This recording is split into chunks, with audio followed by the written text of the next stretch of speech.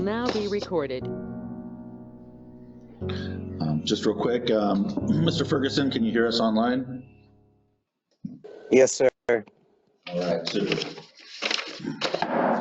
Good evening. Welcome to this regular meeting of the Vader City Council. It is Wednesday, December 18th, 2024. Time is 6:03 p.m. Roll call. Mayor Joe Shai. Here. Sheila Dodd. Here. Jason Daly. Here. Randy Call. Here. Mike Carson. Here. Michael Ferguson. Here, remotely. Excellent. We're all in attendance. Pledge of allegiance. Mr. Parsons, would you do the honors, please? I pledge allegiance to the flag of the United States of America and to the republic for which it stands, one nation, under God, indivisible, with liberty and justice for all. Mayor's report. The Park Board held their Holiday Bazaar fundraiser and tree lighting at the jail. It was well attended again, so thank you to the volunteers for making that happen. A lot of happy kids that got to see Santa that night, so I'm sure it'll happen again.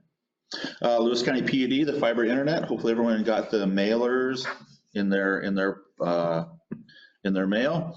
Signups are now available to get on the get in the queue for the construction, so they can install the box on your house. And they expect it to go live with the first services here within the next 60 days.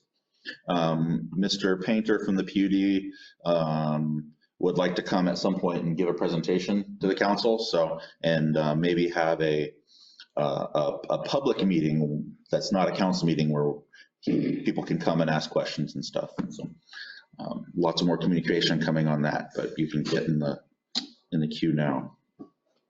Comprehensive plan, SBN planning will be taking over and continuing the work for our comprehensive plan, and so they've already started on that, so that's good news. Clerk treasurer position. So I think everyone knows now, Lisa's last day is tomorrow. She's taken employment elsewhere. She's moving up the municipal ladder is what I wrote in there. Bigger and better things. So thank you for your service. You'll be missed.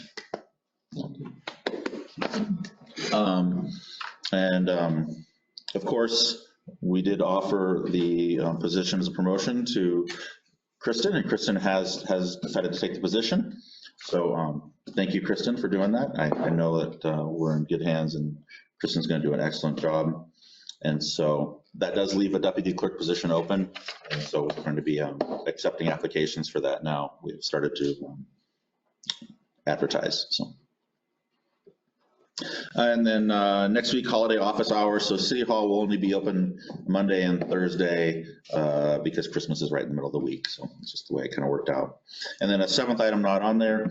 I did talk to Lewis County Commissioners again, Scott Brummer, about the water system receivership. And at the last meeting, it seemed like they were only going to entertain a 1-year extension. They're actually going to entertain a 2-year extension, which is what we originally wanted. That gives us a little bit more breathing room to make sure all of our long-range plans go off without a hitch. So that's good news. They'll have that on their agenda in January to get approved and get us an extension document. So. Council reports. Any members of the council have anything to report? No. Agenda approval. I don't have any modifications. Make a motion that we approve the city council agenda for December 18th, 2024. We have a motion by Mr. Parsons to approve the agenda. Do we have a second? A second. Second by Mr. Daly. Any discussion?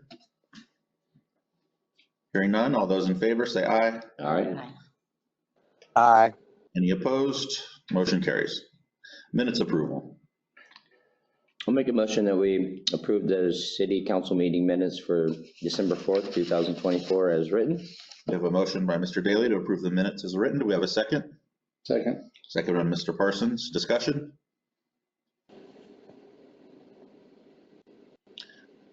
Hearing none, all those in favor say aye. Aye. Aye. Aye. Any opposed? Motion carried. Voucher approval. Make a motion, we approve the end of December 2024 vouchers at $41,727.72. The motion by Mr. Parsons to approve the vouchers as stated. Do we have a second? Second. Second by Mr. Hall. Any discussion? Hearing none, all those in favor say aye. Aye. Any opposed? Aye. Any opposed? Motion carries. I think sometimes what happens is. I'm sorry, I sneezed. I Oh. sneezed, I'm sorry. That's you. I had a better excuse. Sometimes it gets delayed and then it tries to catch up by being really fast. And so I thought that's what had happened. You sounded like a Oh, little, thanks, Joe, for running defense. So yeah, no problem. So. All right, special reports, SBN planning. James is online. James, did you want me to have the presentation slides, or would you like me to give you control? I mean, if it's possible to give me presenting ability, that would be great. But I'm also just happy to run it however you'd like to. All right, I think you've got it. I think so. Give me 1 second. I have to update my settings here.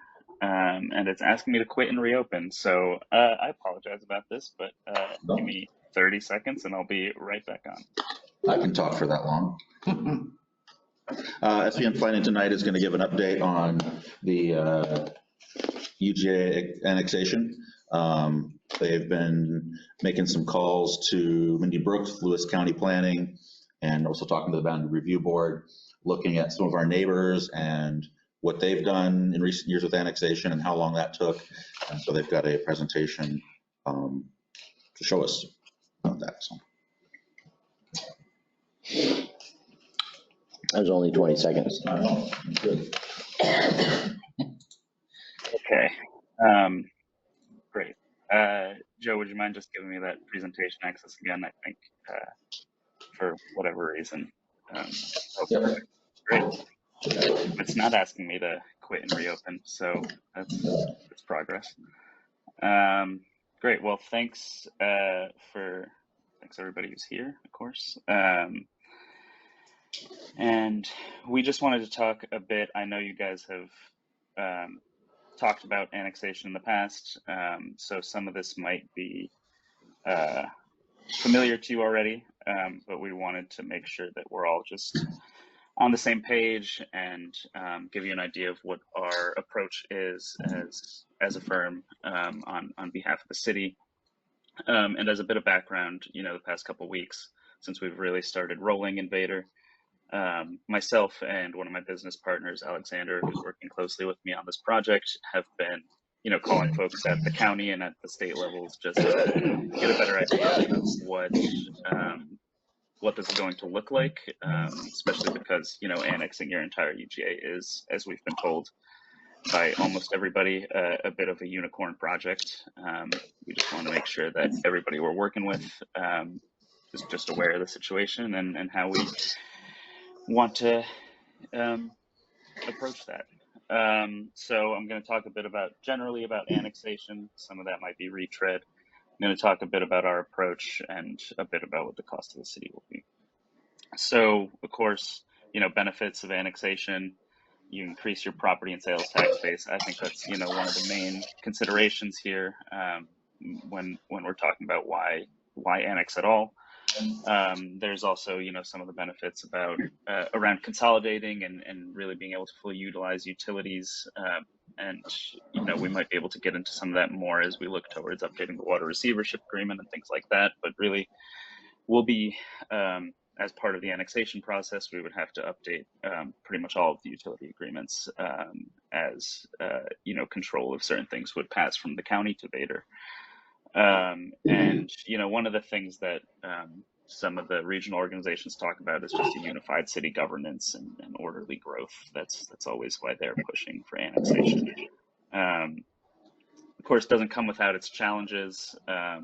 Something that has come up quite a lot is the issues that smaller communities have faced negotiating those utility agreements. Comes up in a lot of the written guidance. It's come up in our conversations with folks at the county. and is definitely something that we're keeping an eye on, and hoping to, leverage existing city personnel as much as possible. Folks that, we've only been working in Vader a short time. If folks know, well, frankly, folks do know more than we do about your existing utilities, and we want to make sure we're coming in with the best knowledge possible and able to negotiate on behalf of the city and as effectively as possible. Another challenge faced is, some reluctance by property owners especially to the census process. Folks don't want to give up their names and the number of people living with them. That's something that could come up much later on. And like I mentioned, a full annexation of your UGA is pretty rare. There are not a lot of good comparable examples. I shouldn't even say good there. There just aren't a lot of comparable examples. And while folks at the county have been enthusiastic about Vader annexing its entire UGA, there has been, a level of caution there as well. So what area are we talking about? There are 211 parcels partially or fully in Vader's urban growth area. Based on the last assessor's values, that's $36.3 million of total taxable value. Assuming the current levy that I found, which is about $8.82 per thousand, that's more than $300,000 in potential property taxes, assuming that levy value. And those numbers, again, we haven't been working on this super long, so as part of one of our first steps, we would conduct a more thorough analysis of the lots and of the exact numbers that we're talking about here. But that's sort of like the back of the napkin. That's what's available in that region to be annexed potentially. So how does that end up looking?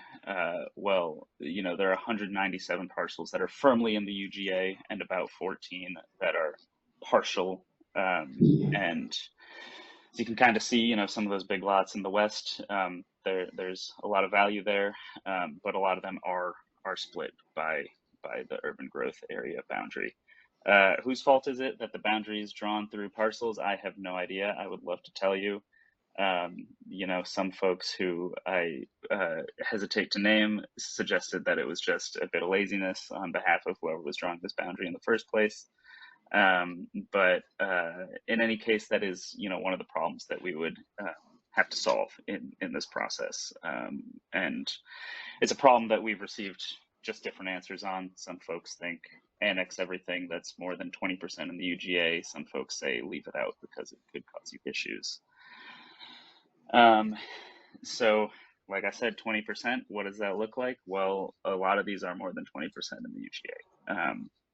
So there is some potential for those kind of edge cases, but some of them create other issues. Are we creating islands, or are there adjacent property owners? How do we deal with all that? And I share all this to kind of start to get at not just that this project is a unicorn in the sense that you're annexing your entire UGA, but it has these little specifics that kind of throw wrinkles in that operation. And early on, this sort of fact-finding analysis is helping us get a better picture of all that, but it is certainly something that I want to bring up as early as possible. So the big deadline that we've talked about in the past is, the annexation needs to be effective by August 1st in a given year to levy property taxes in the following. That would mean August 1st, 2025 to receive property taxes in 2026. And on that, all I want to say is, as a firm, we will do everything we can to get there, but basically everybody I've spoken to, and I've talked to Joe about this a bit as well, pretty much everybody I've spoken to has said everything except for, it's impossible to reach that date. They've gotten close. They've said, it's not likely. It's we've never seen it happen that quickly for this many parcels. But I think the biggest wrinkle, aside from just these little pieces that I've mentioned, is the renegotiating those utility agreements, like I said previously, because that is just one thing. We can fill out bureaucratic paperwork all day and get it done as timely as it needs to get done. But once you bring folks into a negotiation, that is just something that can definitely take a bit of time. That said, other pieces like sales tax, you start collecting sales tax in the next quarter. So we'll do what we can, but I think if the city wants to pursue this, I do just want to caution against really sticking to August 1st, 2025 as like the end all be all date. I think as quickly as possible is what we're striving for. We'll be as transparent as possible along that timeline. Yeah, just long story short, August 1st, I think we'd be setting some records, and I would hope that the county would send us a trophy or something if we made it happen by then. So just to kind of frame that whole timing thing, we looked at a couple examples that the county told us were useful examples. Winlock, of course, annexed several hundred lots, I think a total of like 200 housing units on those lots. They hired a consultant in December of 2021. They did hit some pretty severe roadblocks along the way. There was a bit of back and forth with the boundary review board, from what I gather, about just the way some lot lines were drawn and then surveyed and the accuracy of those. So I do want to say that, but it did take them almost a full 2 years. So I think we can beat almost a full 2 years. I think we can be a little more efficient and effective than that. But these are the timelines that the county brought up when we talked to them about it. It is also worth noting that both jurisdictions went through with the petition method, which potentially has more resident buy-in, because you do have to get folks organized and excited about annexing. I think we're leaning more towards the interlocal agreement method. I think that there's some efficiencies to be had in the ILA, but also potentially, we don't want to make anybody mad. I know people have different opinions on annexation. We want to make sure that folks are as on board as they can be. And I know some people will get mad at the end of the day, but we want to make sure folks know the benefits. We want to make sure folks know what's involved, and we want to get there, like I said, as timely as possible. So some major steps, assuming you all approve of moving forward with annexation, and assuming we move forward with the interlocal agreement method, the first thing we'll do is sort of flesh out some of these early studies, analyzing the land and population, taking a look at all the existing agreements in the city, estimating new costs and revenues, and getting a better picture of what the real world annexation benefit and cost will look like. The second part of that, which we're already doing, is sort of defining some of those stakeholders, establishing connections with folks that'll be involved. And the hardest part, the biggest lift, is going to be, beginning those negotiations to update agreements for utilities. And what we've heard is it's really not just, big picture stuff. Like at some point it is really pipe by pipe, essentially, going down the road and figuring out where things ultimately will start and end, where Vader really starts and ends. Then following that, we're going to head to implementation. This is where our expertise really lies, is just checking those bureaucratic boxes, finalizing a plan of service, and getting all the noticing and proper setup for public hearings. I want to flag that you will need ordinances, not just for the ILA itself, but for updates to a lot of those agreements. So that is part of that additional timeline that I'm kind of referring to here. Then finally, once all the I's are dotted and T's are crossed, and we sign the paper that says Vader is annexing as much of its UGA as possible, ideally all of its UGA, then we'll need to conduct a census, and at that point everything will be nice and squared away. It sounds much easier on one slide than it does talking to folks in the county sometimes, but How do we plan on doing it? We want to be as collaborative as possible. You know, we know that we're new to Vader, but we also know that we know how to manage these sorts of projects. We know how to get the right people in the room and the right combinations of knowledge and experience in the room. And we also really know how to keep our clients, our city, our communities that we work for at the end of the day in the loop as much as possible, and doing that in a way that, you know, we're not trying to hide the ball on anything. We're not trying to, you know, be vague about anything. We want to be clear and communicate timelines, check in, make sure that, you know, the mayor knows, you all on council know, and that ultimately the community knows what's going on, so that they can be involved as much as they want to be. And we also just ultimately, I mean, everybody says this, you want to be as accurate as possible. We want to make sure that that plan of service is airtight. We don't want to have an issue where, you know, things are getting bounced back to us from the boundary review board. And we want to make sure that we're hitting, you know, whatever deadlines we have to hit as clearly and effectively as possible. And that's everything from noticing to ultimately the effective date of the agreement. So assuming council approves moving forward with annexation, first thing we would move forward with the analysis, or in-depth GIS analysis of the land involved, and an analysis of the agreements that will need updating and negotiation. We'll also move forward in more depth with our outreach. Some of these hypothetical conversations we've had will turn into actionable conversations.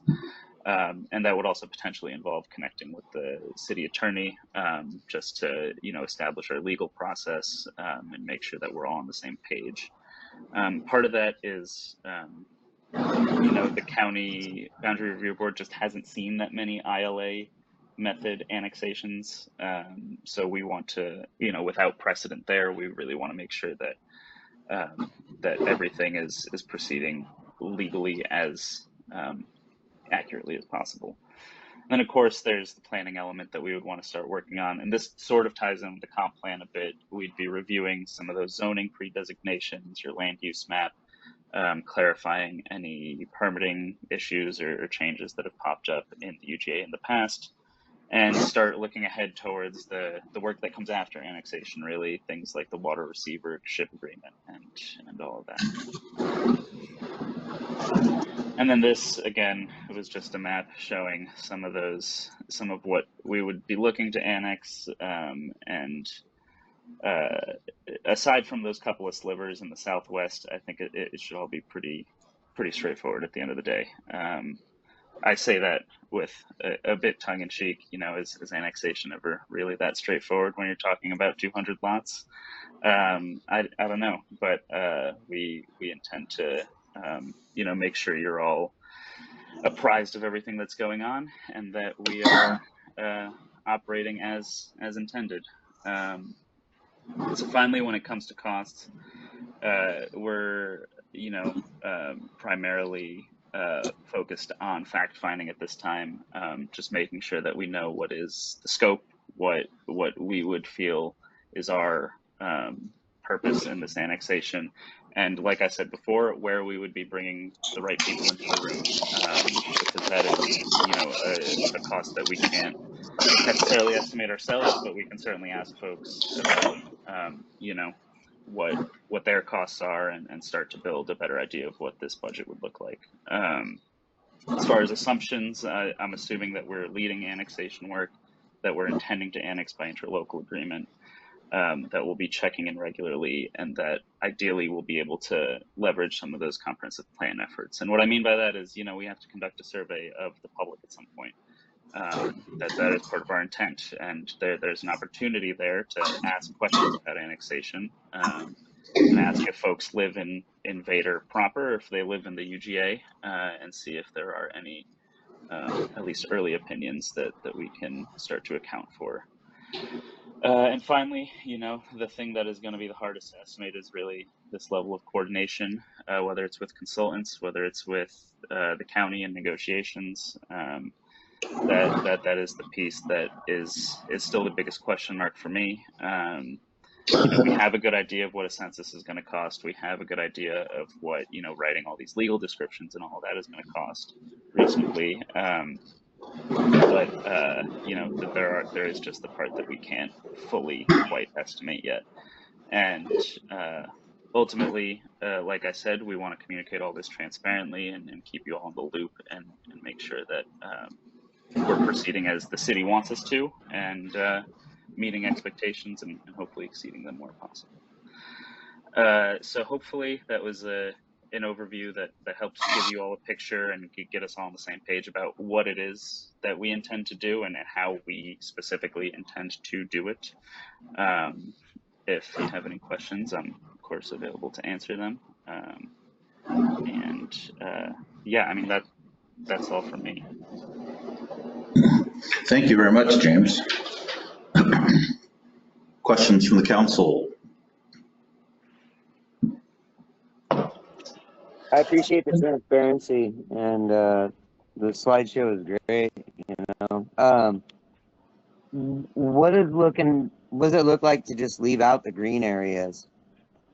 The properties that are potentially 20% within the UGA. It does impact the total amount slightly. If we're only looking at areas that are 100% in the UGA, that's 32.7 million instead of the 36.3, just about. So, cutting out 3.6 million, just about.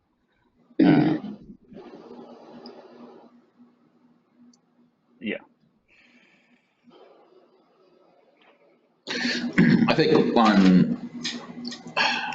I worry about having, the city being on one side of the road and, right, because if we're talking about Winlock Vader Road, the city limits would be that road. And so everything on the east side of Winlock Vader up to Annan would be in the city limits. And then on the west side of Winlock Vader, it would be in the county. Well, see, on that map, it shows that on the west side of Winlock Vader Road, there's partial lots out through. Right, and so the idea would be to avoid any kind of So that's what Mike's talking about. issues, right? Yeah, because That's exactly what I was mentioning. I don't know what that looks like as far as the long term, but the other thing is, what does our financial commitment as a city look like?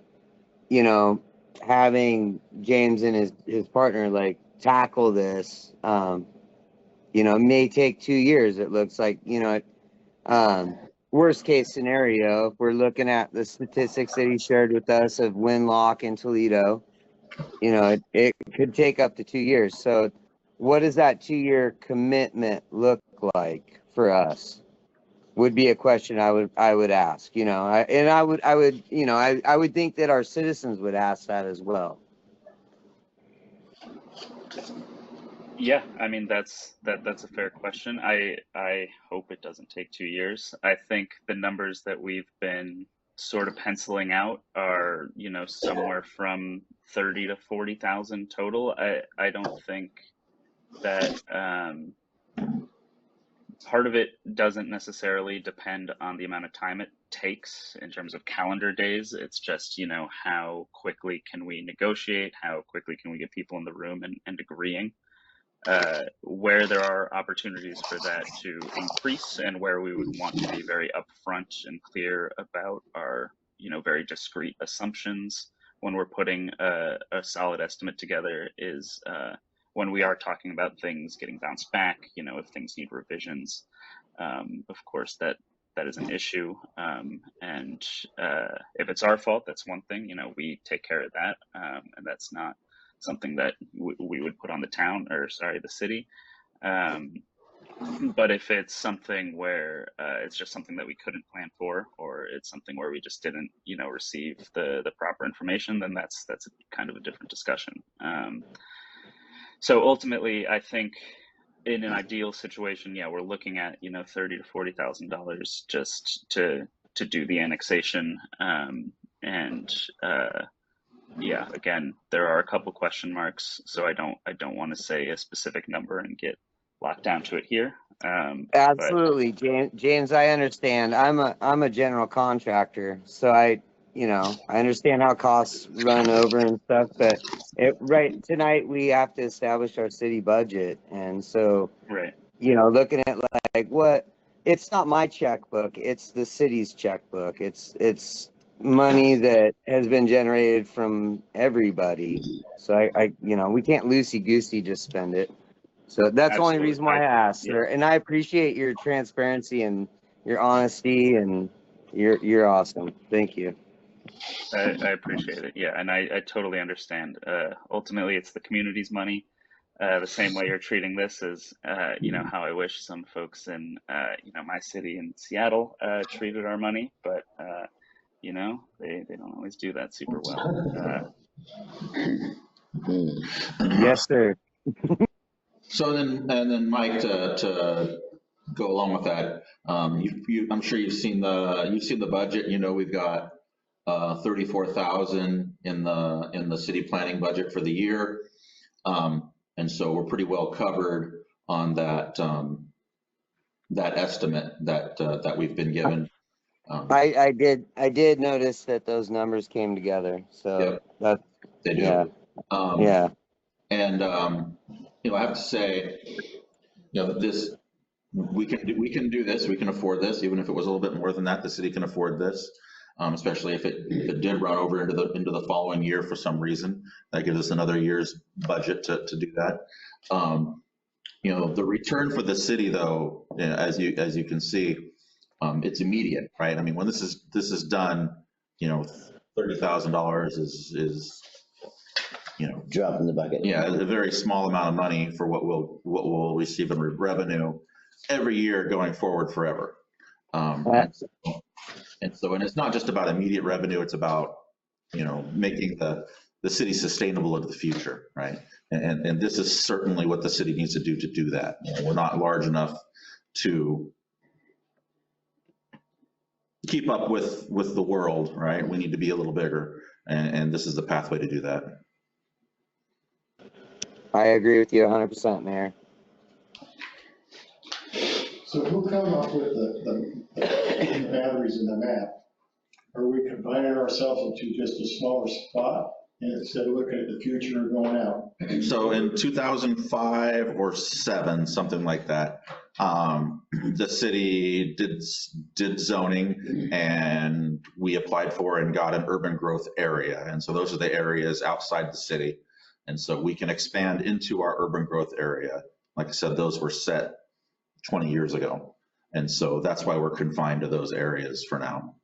So And the next when step- do we, Go ahead. when do we build another urban growth area? Does it come on with this packet or? That's a good question for James. So let's say we use our urban growth area and now we don't have an urban growth area. What is the city's next step after that? Obviously, this is a couple years from now. As far as, you know, a following urban growth area, I am not entirely sure and haven't gotten a 100% clear answer from anybody yet. The closest I've gotten, and this is sort of based on my assumptions and my understanding of how UGA works, is that the next time that the county completes its buildable lands report, which each county has to do more or less along the same timeline as the comprehensive plan, usually a couple years in advance. When they complete that, the next round is when they would be sort of reassessing your urban growth area. For what it's worth, you know, I think what we've heard from Lewis County, what we've seen in other counties in the state is if you don't use your urban growth area, some counties are starting to really reconsider whether you should have that or not, or have as much as you have or not. You know, Pierce County, we're starting to see some whispers of appeals because they're considering drastically reducing urban growth areas for a lot of, especially more rural cities and towns. So I think pursuing annexation is, I will say, very well supported by the county, because that is the purpose of having it in the first place, is to eventually grow and annex that area. Joe, if I recall, when we had our meeting with Mindy, didn't she state something about the next urban growth area being in 2027? Yeah, so that, when James said this, it did remind me of that as well. That's why we had those latest, we had those earlier this year, we had those housing analyses and things like that that we were showing. That is part of the county's plan. And so, yeah, this does line up that it would be on a comp plan cycle kind of thing when we would be able to apply again for more And land. did they just do theirs or? So they're doing it right now, yeah. And so the county's doing their comprehensive plan at the same time we are. So it would can it be be, 5 years-ish, 5-7 years. Would it be 5-7 years, or can we throw the lines up and say, hey, get our new AG? I don't just throw the lines, just throw them out there. So someone did that on the west side. Obviously, but if it can just be all part of the absorbing the old and getting new. Yeah, that'll probably flush out in this process. I imagine we'll understand what the county's plans are. I know Mindy Brooks, she's the Lewis County lead planner, and she's really with it and really kind of bringing the county around into kind of the modern day, if you will. And so she'll definitely be able to provide guidance on that, on what the county is looking for as well, what they're going to allow cities to do in the future. But she did make mention of that, use your UGA or lose it, last year or earlier this year. So that's what she's on board with. And so it's good the city's considering this now. So they're not gonna be able to hit the target for August 1st of 25. Do we have assurances that they can hit it by August 26th, so we can start getting the revenue in 27? So property taxes, yeah, you've got to hit it by mid-year. You've got to hit it by August 1st of the year. And so you can receive the property taxes in the new year. So let's say we were able to finish by August 1st. In 2026, we would start seeing the property tax revenue. If not, you have to wait until the following August 1st. And so then you wouldn't see it until 2027, obviously. So that's kind of what he's telling us tonight. Yeah. But that's just property tax. There are other revenues the city gets, for instance, sales tax. Yeah. So upon completion of the annexation, we'll start receiving the sales tax from the new area within the next quarter. So we don't have to wait a full year. And so there are revenues the city will see quickly that aren't necessarily just property tax. So, which is good news. You got kind of projection of what kind of money is going to be revenue by this annexation? How much money is going to bring into the city? Wasn't that the 318,000? Yeah, James did have a prediction in his presentation. Who am I? I'm nobody. I've done my own predictions, and it's less than that. I think it's going to be somewhere between 100 to 150 a year, between the property taxes and between Vader's portion of the property tax and sales tax. So that's my prediction, which is a lot for the city. So, yeah. So even if I'm right, that's still great. And if James is right, that's even better. So just to be clear real quick, my number 319 was total property tax. It was not specifically Vader's. Okay, but yeah. So you had the county's portion in there. You had everyone's portion in there. Okay, yeah, I was Vader's portion. Yeah. Yeah, that's why it is that high. But just to address the question a little bit too, we would, like I said, the first step would be more than just a napkin math analysis. It would be a much more detailed, not just based on, revenues, but based on, estimates for new costs associated with, providing utility services to folks in the UGA. Yeah, so I didn't do any kind of projections on like utility taxes and things like that. I didn't think about any of that stuff. But for example, the city of Vader currently, its property value, if you add up everyone's property, I think is around $80 million if you add up everything, right? So we're talking about adding another 36 million, so 50%. And so, you know, you take a look at what we currently get from sales, from property tax, and do 50% of that, and that's kind of what we're looking at. And then sales tax is a little bit harder to judge. I don't have Dollar General's, you know, budget sheet. I don't know how much sales tax they generate.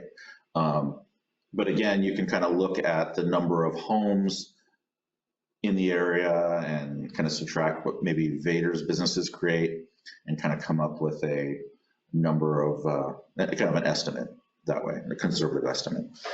But you said, you were talking earlier about our urban growth area, and you're talking to the west. From that match, do we have anything going to east? So there are 3 chunks of our UGA. There's 3 pieces. There is up on South Military, there's a single residence and the water treatment facility. There's a little corner right there. There's all, that's one section. There's all of Enchanted Valley on the bottom right down there. All of those folks down there, they're already on city water, they're already urban, but they're not in the city limits. So that's the third section, or the second section. The third section is Winlock Vader Road. So it's, in the highway. So it's all the way from the Olakwa Creek, from the mini storage, west to Winlock Vader, and then north to Annaton Road. So that L-shaped section there. So that's the third part of our urban growth area. So it's kind of all over the place. But they're very different areas. So obviously the water treatment facility, it would be great to get that within the city limits. It is going to be city's responsibility again. Let's get it in the city limits. Enchanted Valley, it's already a city. It's just not in the city.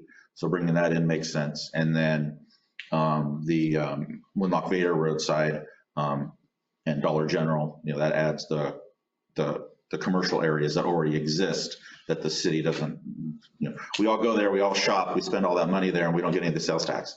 So the village is should a change. city limit, so you're not getting the property taxes off of that. Correct. Right now we don't get any of that. So like my question earlier, why are we confining ourselves to this one area and not doing a massive area to get more revenue? So we can only annex in what is on record as our urban growth area. So we're stuck at that. That is our limit. But we are looking at doing all of it. My hopes is though, if when we do this, when they give us more, they do go that way towards the freeway.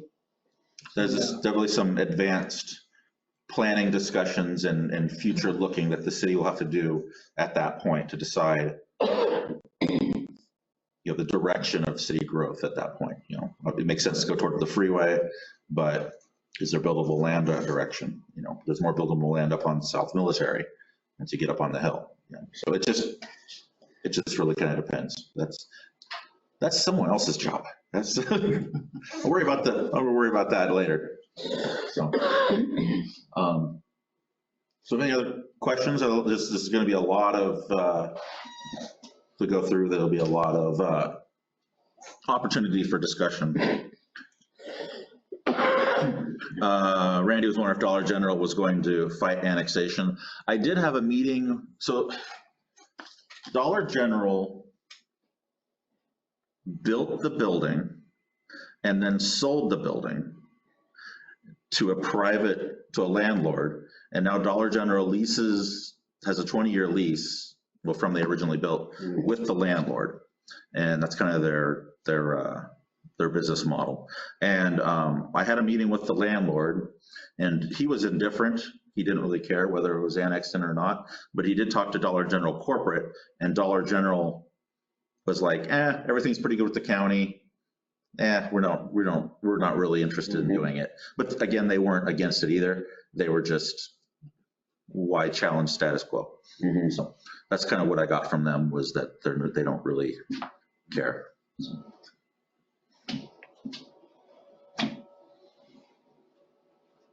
Perfect. If there's no more, I got a question. yeah, go ahead, Bob. Have we brought up the water system on the plan for that for next year? Thanks. So that the water system would be separate from this. But yeah, we're already talking to, like I said earlier in the mayor's report, we're already talking to county about that extension so we don't lose the opportunity to get the water system back. And my plan would be complete annexation first, it's a major project, and then have that, that revenue to help the city push forward with the water system receivership. So. So what I'm looking at from council tonight is kind of a motion to move forward with this, with annexation utilizing SBN. And a vote. I'll motion that we move forward with it. We have a motion by Mr. Ferguson to move forward with annexation. Do we have a second? Second. Second by Mr. Parsons. Any other discussion? All right, all those in favor say aye. Aye. Aye. Any opposed? Motion carries. Thank you very much. Thank you, James. Get to work. Yep, thank you. Get to work. We'll get on it. Thank you, James. It's exciting. This is really, this is historic, and this is going to be really a game changer for the city and for the region. Don't pull your hair out, young man. Talking to me? I'll try not to. I'll let you know if I get any new gray hairs, though. All right. Okay. Thank you. Moving on to public comment. Any members of the public have any comment tonight? Okay.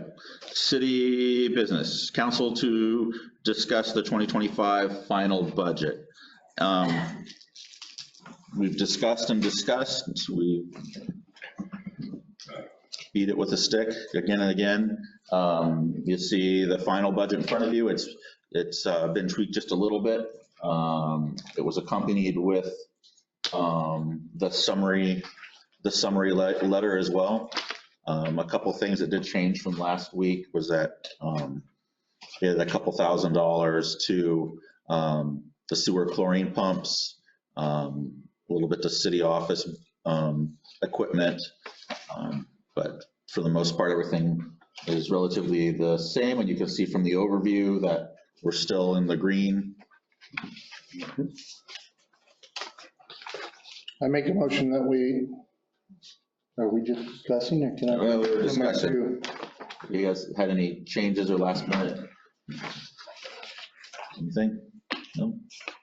I make a motion that we approve ordinance 2024-12, City of Vader 2025 final budget. Motion by Mr. Parsons to approve ordinance 2024-12 for the final budget. Do we have a second? I'll second it. Second, Mr. Daly. Discussion? All those in favor say aye. Aye. Aye. Any opposed? Motion carries.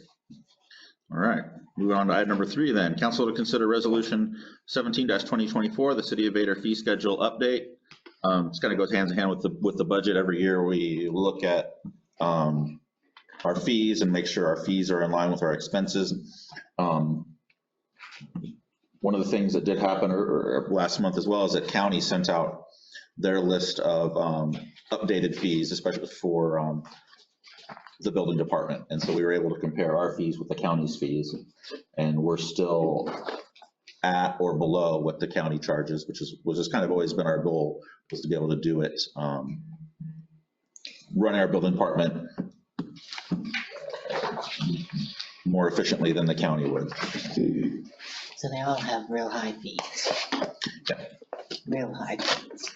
Yeah, I know some of those fees are high. I mean, there's, thousands of dollars for some things, but those were large property changing type items. Darren is here. He's very fluent in the fee schedule. If you have any questions for him, not to put Darren on the spot. They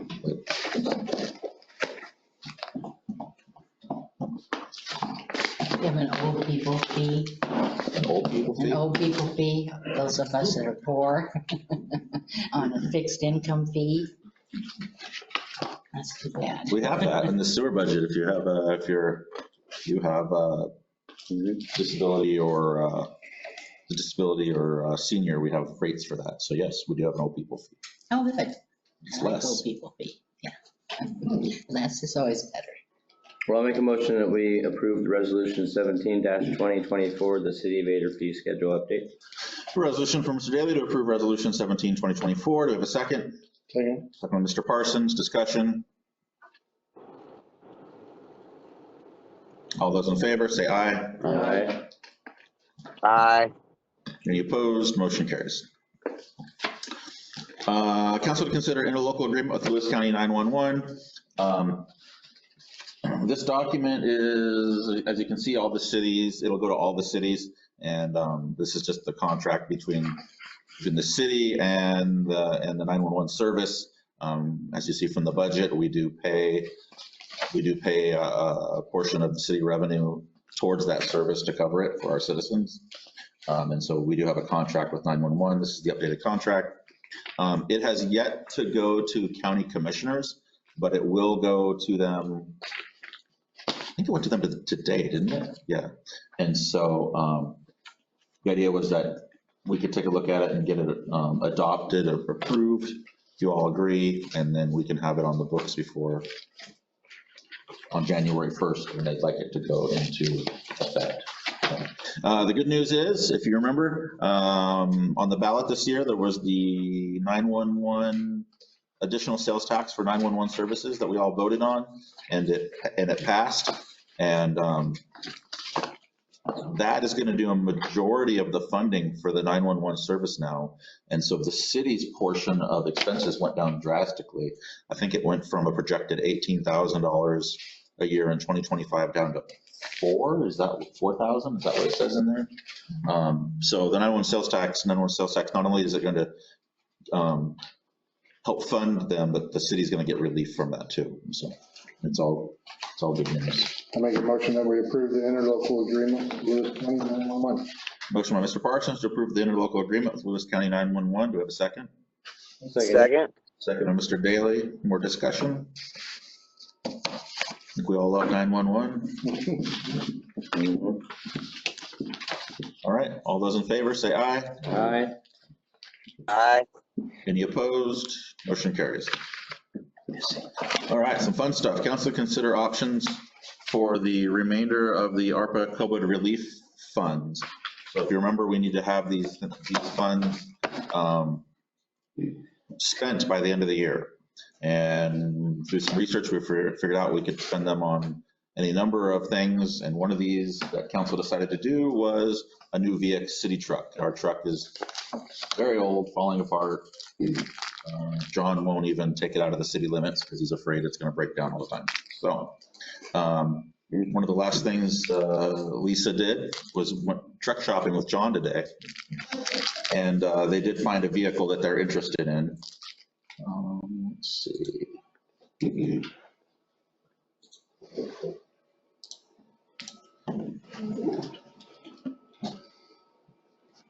Get bigger. No dump bed? So it doesn't have a dump bed. It's with taxes and dock fees, it's $34,474. So it's still over 5,000 less than the amount of money that we have. So we still have money left over. It's a 2010 1-ton pickup, crew cab, 6-foot bed. Has 88,000 miles on it. Roughly 89,000. 89,000. How do you make this go away? If I click this, is it going to mess it all up? It's got where is the description of it? Yeah, 88,981. Four-wheel drive. Oh, what does it say? 6.7 liter, 6-cylinder diesel.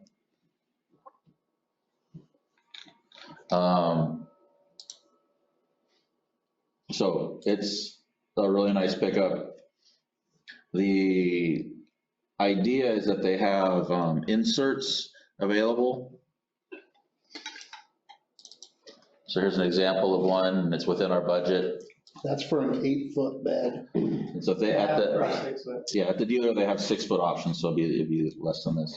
And Well, why so don't we just, if we're looking at that truck, why don't we just get a Honda because it's got a 6-foot bed. What are you gonna do with a 6-foot bed? I do a lot with that. I do Oh, too. man, now we're Yeah, gonna- I don't like that truck either, Mike.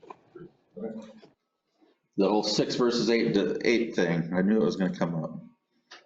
Well, I mean, that and how many times does he have, I mean, it's a beautiful truck, Mhm. but how many times do we need a back seat? And I think that if we take more money and put it towards the work area instead of, sorry, John, the glamoury area, I mean, we're gonna be getting in and out of this thing, and I'm sure that has carpet in it instead of vinyl floors, and I understand too, it's a use it before you lose it kind of thing too. So I'm impressed that this was the truck that came back with when we were talking about a dually like dump truck for the town. Okay, I mean, is that the sentiment of the council? If it is, we'll come up with some other Well, options. the issue at this point is we don't have a lot of time to be looking, and there's nothing locally that is available. So it would be, if we do not buy a truck, we're gonna lose it. We're looking for a dually dump truck. We found them in Yakima, north of Seattle, Salem, Eugene. Is it a good Nothing one? local. There's nothing, there's The dually dump absolutely trucks nothing. We went to 4 car dealerships today looking, and there's nothing available. And so that, we will lose it if we do not. Is it a good enough price that you could turn around That and is a sell very it good price afterwards? for a truck, for a diesel with 89,000 miles. That's gonna last forever. I don't know if you guys know John very well, but he's not into glamour. You And know, how about a pull behind trailer dump instead of the insert in the truck? That could be an option. I'm looking at those right now, Bob, and they're anywhere. That isn't, it is a nice truck. It is a nice truck. I will give it to you guys for that. You know, it's not that it's not a nice truck. It's The just, it's ones not, there it was doesn't fit the requirements. at the dealership. That's it. I see. And the other one was probably $10,000 more than that one. So in our price range, what we looked at today, there's literally nothing available. I mean, I suppose if we don't want to do this one, I mean, there's still more days left in the month. We could find one and then have a special council meeting to approve the purchase when we found one this month. Can you buy it, spend the money, and then sell it for a different one? When you said dump, Work our way up. something like that. So, yeah. So Eugene's like, what, 3 hours away? That's not a long ways away. Salem's a couple hours. No, that's like 25,000, but it's no 6. I don't think I have that many miles on it either, but. 06. I want to ask, I guess, who's planning on driving 3 hours to Salem or someplace to? Well, I'm just saying, it's not like. No, I know, but I cross the country or mean, anything. that's a pot, like, I'll volunteer to go there with someone and then drive a vehicle back. okay, well, if we do have some time left this month and we can still make this happen. We don't have to grab this truck. But we can try and then get down to the last minute and have a meeting. It's a nice truck. I like the truck. I think I think most of us have a second cab on our trucks and we wouldn't ever go backwards.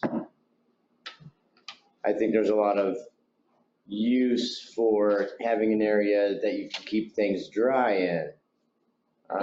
when John does go to Chehalis, he buys a lot of supplies that he puts in the back of the truck. Because it's not anything that's gonna have a canopy on it, because then you would never use it. So I see benefits in having the second cab.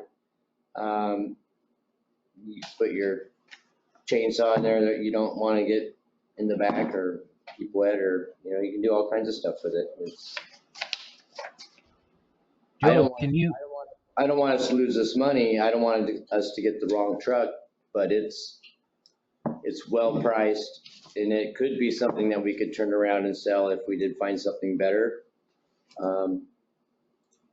But again, you're asking employees to do some crunch truck time shopping the week before Christmas. So that's something that we got to consider also. If council is not comfortable with this, we can wait a week. We'll put together some other options. We'll try to. I'm not uncomfortable with it. I don't want to sound like that. I'm just being questionable, and I kind of wanted to see us have something more utilitarian for our town. But if it's a great deal, it's free money, or it's not free money. It's money that exists from taxpayers already. That if we don't spend it on something, I don't know where it goes back to. I thank Lisa for her service. Thank you, Lisa. And, you did a good job. There's a 2008 Ford F450 Super Duty Crew Cab dump truck.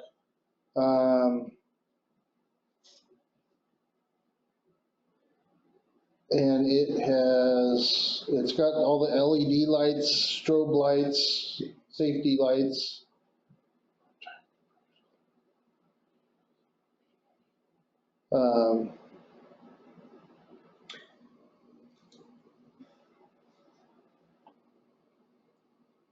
For 28.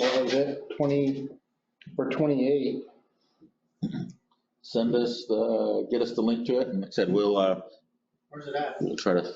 Camus? Yeah, we saw that one today. John, I think, talked to him. It's 24 feet long. 24 feet long. The truck? Yeah. That's about right. So that's what I'm saying. Yeah, sounds about right. I think John reached out to them today. It's got your 4 doors. It's got your utility box under the bed.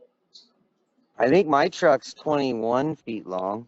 I'm sure if John thought it was a considerable option, that he would have brought it today to us. John has been working really hard Yeah. to try and find a truck in our price range that he can make it to. He's spent a lot of time on his own time too. So Yeah, if you guys are asking for something different, if you guys could help us with contacts or maybe do some searching, willing to drive, because we need all the help we can get because he's been spending a lot of time looking. Okay, well, we'll look some more, but council will need to convene again one more time this year for a special meeting to approve it when we do find something. So we'll have 24 hours notice. I don't know how they're gonna hold that. How long are they gonna hold it? Yeah. I don't know. I have it held right now, and if I call in tonight, they will release it, and it's only been on the floor, or not the floor, but the lot for 2 days. So I'll probably guarantee that truck being there, seeing it, will not be there, it will not be an option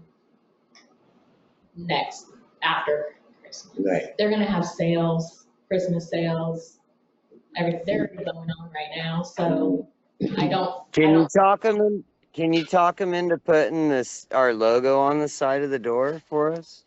I had requested to John I had asked John to request to the city magnetic logos, because if you put the decals, I think it kind of ruins the truck for resale. If that was an option. That's an Aluma duty. It's an aluminum truck, so it's not gonna hold a magnet. Magnets, they get dirt under them, and then they make it. All right, well, I feel a lot of uncertainty, Okay. so we don't wanna buy a truck if we're uncertain.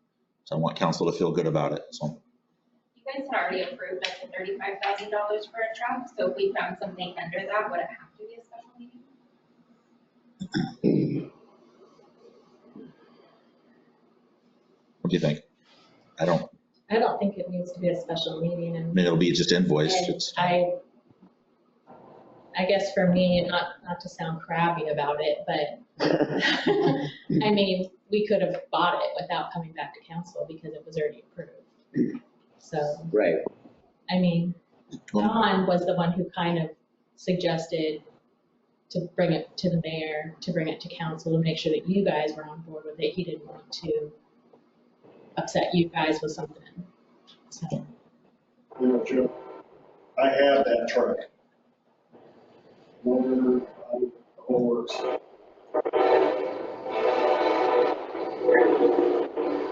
Weight in the back of that truck, I used to haul around with 17,000 pound fifth wheel with no problem with that truck. Those back seats in the back there, they come out and there's a flat floor in there for tool storage or whatever you want. It costs maybe $400 a year of fuel filters and oil for it. I think the 2010 don't have depth fluid in them, so you're not messing with the depth fluid in it. But the casting trucks, I didn't have one now, I buy another. my dad just had two of them, that same color. I would like to apologize to the council and everyone involved that I was actually looking at the picture on my phone while we're driving, and I thought that was a Ford short bed quad cab. Not a Ford. Actually, in the back of that truck, I went up to Yelm and picked up 2 pallets of sod in the back of that truck and leave it squat.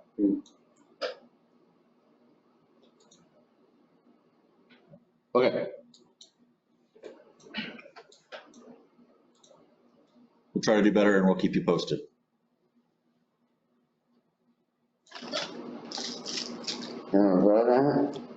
Excuse me? Well, we voted on it the last meeting for expenses up to 35. So, and that still applies. So, but you could vote on this truck, or like I said, I think. What do you think? It just needs someone to motion to vote to buy it. Think we're good? Yeah. Do you think this truck's good? I think it looks good. I don't know about anything else, but it looks good. I personally, I think it's a quality vehicle. My only worry when I first saw it was the utility functions, right? I mean, if we put a dump bed on it, is it going to be as functional as? I actually like the whole dump trailer option better than weighting it down with a dumper bed and then causing your gas mileage when you're just like driving it around every day, causing more gas fuel. So that was my only concern, was just the utility function. Yeah, on his truck now, it's only 6 foot. Right. Is it? Yeah. And The flatbed? Mm-hmm. And then the dump box that you'd like to put on that there, the price was $4,900. But does that include installation? And the hydraulic fluids. Well, that was an 8 foot, so a 6 foot would be cheaper. That's a 6. No, No, the dump box that. price was an There's 8 a foot. big difference between 6 and 8 foot dump boxes. Yeah, that was just the first one I pulled up. We haven't done any research on that yet. I haven't. I don't know. 2008 F550 dump in Seattle. Did you guys look at that for 35? Yeah. 12-foot bed. This one's got a 12-foot bed, 12 foot. power windows, navigation system, 126,000 miles on a 6.4 liter diesel. Yeah, I think you did look at that one. Like I said, everything's out of town. And that 6.4 is not a good motor. Well, only the 7.3 is on Fords.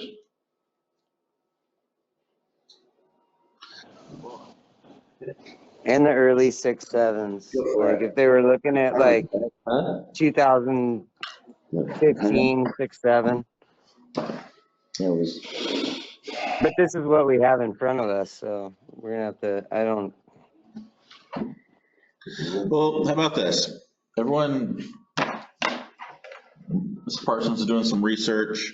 Everyone kind of do some research, put some links together, get them into City Hall, and then tomorrow morning we'll take a look at them all and see if we can't find something local within a couple reasonable driving distance to go look at that we haven't Is somebody gonna go tomorrow? looked at. I can have all day long to it tomorrow. Just give me a blank check, Lisa. I cannot give you a blank check. And That's her gift to the city before. see what I have to work with. No checks for you. I like one too. I think the other one she can give you says $200 on the right hand. Yeah. Do we want to Did you do a guys- vote on this for minutes purposes? What's that? Vote on this truck specifically? Yeah. Because again, we have a couple weeks left in the year to do this, and so there's still time to look around for more vehicles, and not a lot of people working next week. Here, maybe 2 days Christmas week. Yeah, so next week's not so much. We've got half of the week the next week, so. My I got a opinion question. is if we don't have any other things come in tomorrow, that we should pull the trigger on this truck because it's a work truck. It's a 4-wheel drive. It'll do everything that we want it to do and get him there where he needs to be, except for the dump function. But that's something that we can work with. Yeah, there are options, whether we add an insert or we get a trailer. There are options. So that's me. If nothing comes through in the morning that you haven't looked at or you don't, that we should pull the trigger on that one. Okay, Agree. you'll make a motion on that? I can make a motion that if we cannot find a different vehicle, that we should pull the trigger on this one. Does that work? So we have a motion by Mr. Daly to do that, and we can be, I'll second. all right, got a second from Mr. Ferguson. Tell you what, I imagine that with a dump bed on it, if we went that direction, and a really neat Public Works logo and some LED lights, that'd be one mean Yeah, I got Public Works truck. a little bumper. Look in the parade. I agree. Yeah, so definitely set us apart, that's for sure. But we want to make sure we get the right thing, so. Right. Okay, so that's we have a First and second. second, so. By the way, we'll be in contact with council members individually just to make sure that everyone's on board with what's going on, so. All right, all those in favor, say aye. Aye. Aye. Any opposed? Motion carries. Or nine. Aye, aye. Nay. Yay. Nay. All right, motion carries. Find something cool, Mike. How about a 2015 Ford F-450 You 31? might as well just go sit by Darren. It's rock over the, Okay, Allocate the rest of the. I think so. Was it a rack or the sides? it's got a rack and toolboxes along the sides. so so another part of this discussion then, besides the truck, is there will probably, more than likely, be funds left over out of the 39,000. With this truck, we're gonna have 5,100 left over. How do we wanna allocate it?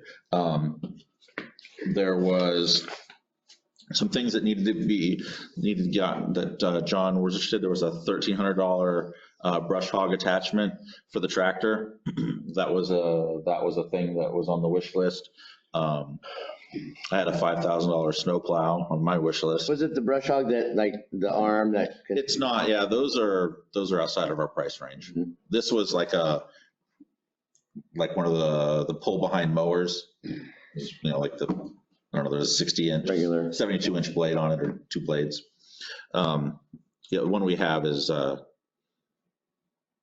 it's done. They could beat up, yeah. Yeah, we use these to mow the right of ways and things like that. So that was one option. And obviously, I mean, if we wanted to go, if we got that truck, were we interested in pursuing a dump? I guess that is the question. If we ended up getting a truck that doesn't have a dump bed, did we want a dump insert or did we want a dump trailer? Because if we do a dump trailer, they're going to be more expensive, and we'll probably have to use some other city funds to get a dump trailer. I think that we'll probably be able to pay for about half with the remaining funds after that truck. So some kind of considerations. What's the council's feelings on all that? I don't know that the brush hog, I know that he uses it now, but I think that if we went to the one that sticks out, which is less than a snowplow, You mean Was it? the arm? It was less than the Yeah. snowplow? Mike, I sent you that one, right? Yeah, it's like a flail mower, is what it's Yeah, called. I'm trying to look at stuff that I sent you. It mounts on the back as a PTO attachment, and it's kind of like a backhoe arm, but it lays off to the side, and you can mow the ditches. So at any elevation, you can parallel the road and mow. It'll mow right behind you, it'll mow off this side, it'll do the shrubs on the side of the road. Okay. So Is our tractor big enough? it is, What was the rate for that? For the price for that? yeah. Do you remember what the price was, Mike? I sent you this and it doesn't have it on the agfolks.com. I think it was like $6,000.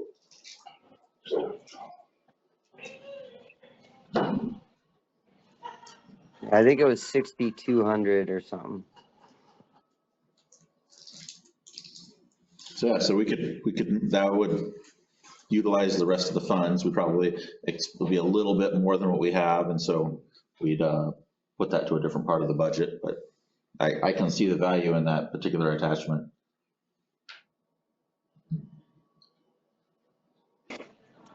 So we motion to allocate the remainder of the funds to the city maintenance. To the brush arm? Sounds great. That'd be great to be able to widen our right of ways easily without having to have someone go in. Hiring another city to do it? Yeah. So, it's excellent. It's an excellent tool. I hadn't seen that one. Thank you for sharing. I'd Motion? like to put more equipment on the list in case that they find a cheaper truck and then you have more money, and then, I mean, there could be potentially 1,000, 2,000 left. If we don't spend it, we have to send it back. So I'd rather have a couple different pieces of equipment on the list of things that we can purchase so that we're not sending any money back. So it has to be a specific dollar amount that we have to allocate. We can't just motion to, administer the remainder of that fund toward a piece of equipment for the tractor, whether it be a snowplow or a mower, after the purchase of a truck. That's good enough because then they'll approve the vouchers when they see the vouchers next time. That would be fine, Mike. I don't think it has to be that complicated because we don't have, after tax and licensing and all of that, we don't actually know the exact dollar amount, right? Right. Okay. So yeah, go ahead and make that motion, Mike, and I think that'll be good.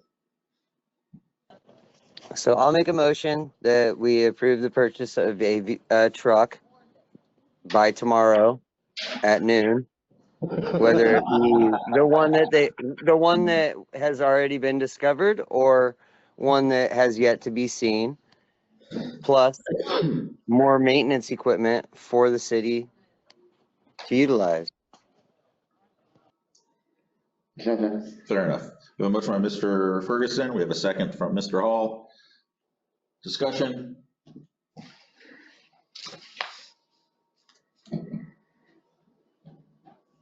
Did you put that truck in on that vote?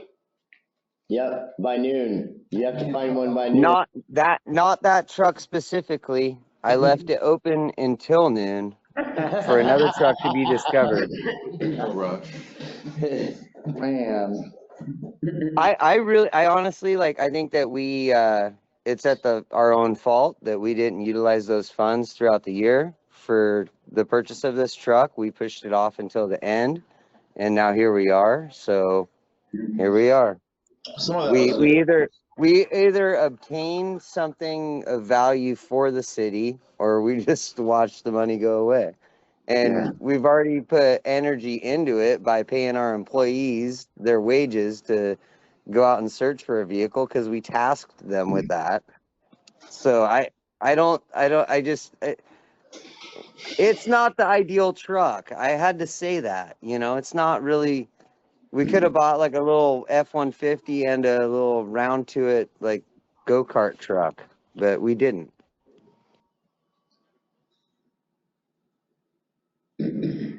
I'll second it. You had a first and a second. You can second that. You gotta vote on the first. All right. Any other discussion on that? And we'll expend the funds for them. $6,099, 63-inch side offset flail mower. Okay. Make sure you get that. How big is to the us. tractor? Isn't it 50? I wanted to say it was 54 horse, but. So this is designed for compact tractors below 40 horsepower. Let's forget that. I'll go work on ours then. Yeah, just don't end up as much. Okay. Any other discussion on that vote? If not, all those in favor say aye. Aye. Aye. Any opposed? Nay. Motion carries. Suckered into that truck. Mm-hmm. It's a pretty truck. I really like the truck.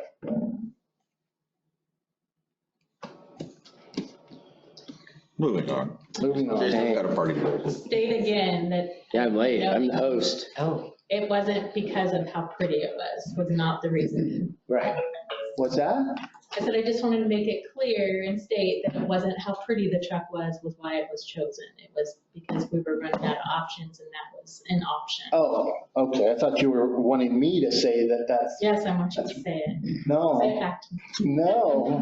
It's too pretty. Okay, moving on to item number 6, council to discuss legalization of marijuana businesses. I'm happy and sorry to say I didn't get around to preparing anything. I know I said I was gonna have some stuff for you guys tonight to look at about what other cities had done. I just didn't have time this week to get it done. But I wanted to make sure it was still on the agenda and it will be on there next week as well. I think it's a waste of time because we already voted Want on to this. discuss, you can. We've already voted on it. The people voted on it. how many years ago did the people vote? I didn't. Oh, let's discuss this when we have a presentation to discuss it about. I just don't want to see us spending money, having staff work on something that we've already voted that it's not, we don't want it here. And if we do want it here,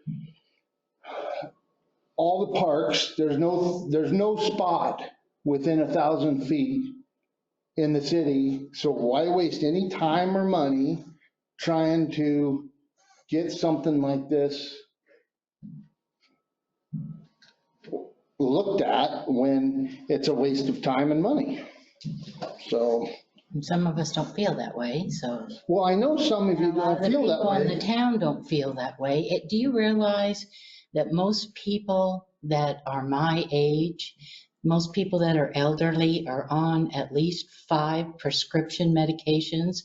With marijuana, they're not on any of them. Those 5 prescriptions only maintain what's wrong with you. It doesn't cure you.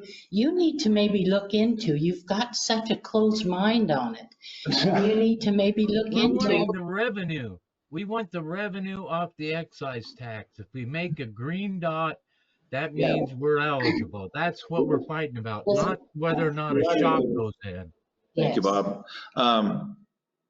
Right, so I mean, it's marijuana is legal in this, the use of marijuana is legal in the city. period. That's not changing. What the discussion is whether businesses, allowing businesses is the right move for the city. And so I think that's a separate consideration, whether we want, whether you are pro marijuana use or not, it's whether you think businesses is the right move for the city. So just keep that in mind when you're considering that. So. I favor Jason's comment of let's wait until we have a presentation. So yeah, and again, Merry Christmas, everybody. I don't think this is a good argument right now. So my intent was to bring some different options about some the ways some municipalities allowed businesses with enhanced restrictions. And so that's what I want to bring to council, so you can start looking at all those different possibilities. So. Can you bring to us also how many cities in Washington are green dotted that don't have? Oh, sure. That's easy to find out. Yeah. I can bring you the paper. Cool. That's what I think people need to see also. It's quite And how much revenue we could generate with that excise tax if we make a green dot, have some kind of an idea. Thanks. Yeah, there's a website you can go to that the state has, and you can look up exactly what every city gets every single year in taxes from allowing marijuana. And like I said, a comparable city is Toledo in size. They don't have any businesses either, but they do allow it, and they get $1,100 a year. So that is kind of a benchmark of what we're talking about here, is $1,100 a year in revenue. We get 5,000 from the Liquor Cannabis Board. I don't know where that comes from, but you're Taxes getting 5,000 a year. That's taxes on as income for that. Right. But this is separate. They do marijuana separately. Okay. Well, if the council doesn't have anything else to say right now, like I said, I'll bring more information and be talking about this again. All right. The moment we've all been waiting for. Council to confirm new Vader City Clerk Treasurer Kristen Miller. So I think all of you know, all know Kristen. Been with the city for a few years now. I don't know anyone who would be more qualified to fill Lisa's shoes than Kristen at all. So obviously I don't need to tell you all her credentials. She knows the city workings inside and out. So I'm looking for a confirmatory vote from council that Kristen Miller is our new city clerk treasurer. Is that a motion? Can I motion that we approve Kristen Miller as our city clerk counselor? Yes, yeah. I'll second it. And we have a second from Ms. Goff. Discussion? All those in favor of confirming Kristen Miller as our new Vader clerk treasurer, say aye. Aye. Aye. Any opposed? Motion carries. Congratulations, Kristen. Thank you. Yay. That was the easiest position show we've had, I think. Hopefully the deputy clerk That was equally as exciting. Joe told me the other day about Lisa, and Kristen said, "Is Kristen moving on?" I know, same thing. I Just got the call, yes. Yep. All right, where's the lighting then? Where's the best picture? We got another row you can turn on. All right, raise your hand, repeat after me. I'll try not to say two things at once.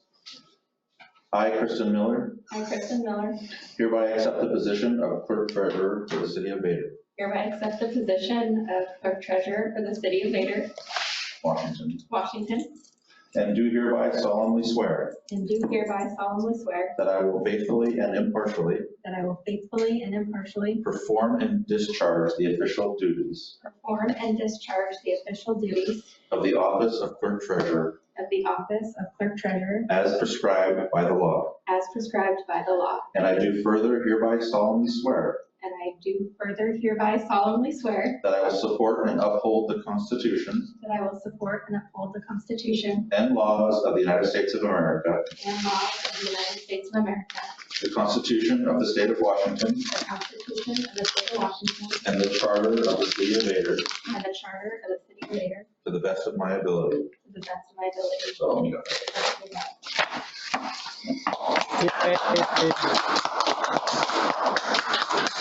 It's going to be missed, and she does have very big shoes to fill, but I'm very grateful to have this position, and I look forward to what we can all do for the city together. Hey, yes.